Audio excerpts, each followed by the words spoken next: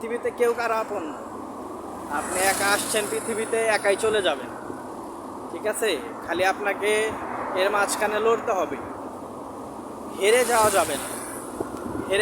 হেরে যাওয়া মানেই জীবনটাকে লুজার বানানো। লুজার হওয়া যাবে না। Never give up. বলে নেভার গিভ আপ, হাল ছেড়ে দেওয়াই যাবে। Be strong man, be strong. আমি এই শহরে প্রথমে কিছুই চিনতাম না, 3 দিন থেকে 4 দিন যাতায়াত করছি, এখন সবই চিনি মোটামুটি। ইনশাল্লাহ এরকম করতে করতে একটা চাকরির ব্যবস্থা হয়ে যাবে, তখন আশা করি আমার চলতে ফিরতে কষ্ট হইব না। এখন হয়তো অনেক সমস্যা হইতেছে, সাময়িক টাকার সমস্যা, এই আর কি। একটা সময় পর গিয়ে সবই ঠিক হয়ে যায় ইনশাল্লাহ। আল্লাহ ধৈর্য দিছে, ইনশাল্লাহ কোনো একটা ব্যবস্থা করেই রাখছে। তো যাই হোক, সবাই ধৈর্য ধারণ করেন, ভালো কিছু হবে।